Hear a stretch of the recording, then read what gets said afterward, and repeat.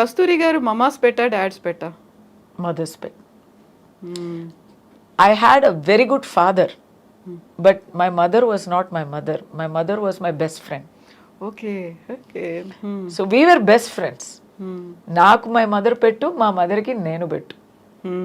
Film ఇండస్ట్రీలోకి వస్తున్నారు లేకుంటే మోడలింగ్ చేయాలి అనుకున్నప్పుడు సపోర్ట్ చేసింది ఎవరు, father or mother? Father. Oh okay. Entire family, everybody was against it. పెళ్ళి కాదు, బ్యాడ్ రిమార్క్స్ ఉంటాయి, గాసిప్ వస్తుంది,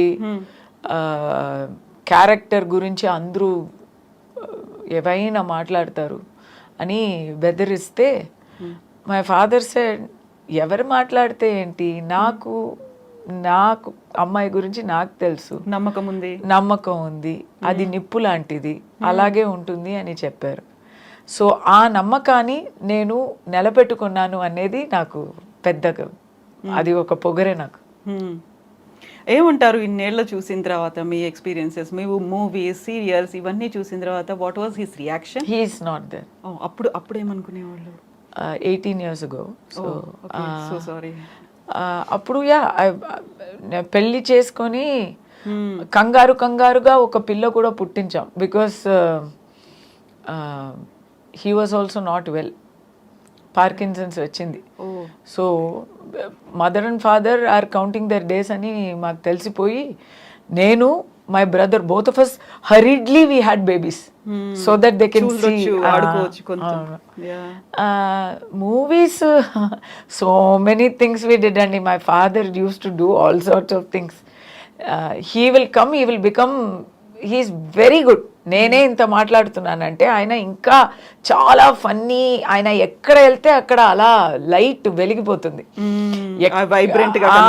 సో మూవీస్ లో నేను షూటింగ్ వెళ్ళాక everybody use to search your father didn't కమ్మా అని. Okay. Because he is friends with all the unit people, with all the direction department. Pratap Pothan garu మూవీలో అంతా, ఇప్పుడు ప్రతాప్ పోతన్ గారు కూడా లేకపోయారు. అబ్బా, he use to search, I use to go alone for my, it's like why didn't you bring your father అంటారు. Nice memories.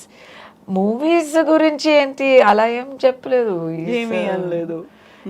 He is not that interested in watching every. అది my mother. She is more artistic, more visually cued in. Songs aina, music aina, visual aina, my mother. She was the more filmy person in the house. Father was just happy, that's all. So మీరు వచ్చినటువంటి family ఒక traditional family నుంచి వచ్చిన తర్వాత progressive thoughts అనేవి, ఎందుకు అమ్మాయిని పిల్ల సినిమాల్లోకి పంపించాలి, అలా అయితే ఎలా అనేది పక్క సొసైటీయే కాదు మీ ఓన్ క్లోజ్ రిలేటివ్స్ కూడా అంటారు కదా. ఆ టైంలో వాళ్ళకి ఫాదర్ ఇచ్చిన ఆన్సర్ ఏంటి అసలు? ఎవరు మాట్లాడితే ఏంటి, మా అమ్మాయి అయితే నిప్పు లాంటిది, మాకు తెలుసు, అది చాలు. ఎంతో మంది మాట్లాడుతూ ఉంటారు, ఎందుకంటే వాళ్ళకి పని మాట్లాడడం మాత్రమే. అది మనం పట్టించుకుంటే మనం ఎలా బ్రతుకుతాము? ఏవైనా ఒకటి, ఏదైనా చెయ్యకుండా దాని గురించి జడ్జ్మెంట్ పాస్ చేయకూడదు అనేవారు. My mother was an advocate. She was practising in high court. When she was a junior practising with a very eminent lawyer, అక్కడ కుళ్ళు పడతారు. ఆ ఆఫీస్లో my mother only is the only lady. మిగతా వాళ్ళందరూ జెంట్స్. సారీ టు సే, ఇది అన్ని gents గురించి కాదు, కానీ ఒక లేడీగా డెడికేటెడ్గా వర్క్ చేస్తుంది మై మదర్. ఎక్కడైనా జడ్జి దగ్గర వెళ్తే 100% she will get an order and come back. ఎందుకంటే హోంవర్క్ చేసి అది చక్కగా ప్రెజెంట్ చేసి నీట్గా ఒక జడ్జికి నచ్చినట్టు మాట్లాడి ఆ ఆర్డర్ తీసుకొస్తుంది, పోస్ట్పోన్ చేయకుండా. సో ఆఫీస్లో ఉన్న వాళ్ళని the senior lawyer use to say, నేర్చుకో, ఈ అమ్మాయి 2 పిల్లలు కన్ని ఇప్పుడు వచ్చింది, ఎలా చేస్తుంది, నేర్చుకోరా, ఎదవాళ్ళరా అని చెప్పేవారు. వాళ్ళకి చాలా కుళ్ళయింది. So they started talking obscenely about my mother. Her senior is encouraging her. Why? ఎందుకు? Judge is giving order. Why? అన్నీ ఒబ్జీన్గా మీకు అర్థం అవుతుంది కదా. అవును, ఆ టాలెంట్ అవన్నీ కాదు, So- ఇంకేదో రీజన్ ఉంది. Hmm. Ladies will face this problem everywhere. So నా ఇంట్లో నేను ఇది చూస్తాను. So my mother one day ఏడుస్తూ వచ్చింది. వచ్చి మై ఫాదర్ దగ్గర చెప్పింది, ఐ విల్ నాట్ గో, రేపటి నుంచి నేను వెళ్ళను, నన్ను ఫోర్స్ చేయకండి, నేను మానేస్తున్నాను. నాకొద్దు.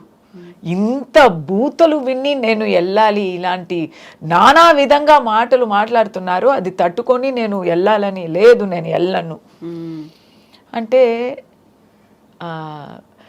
మై ఫాదర్ సెడ్, నువ్వు వెళ్ళకుండా ఉంటే వాళ్ళకి అది గెలపవుతుంది. అవును కదా, నిజం అవుతుంది, నిజం అనుకుంటారు వాళ్ళు.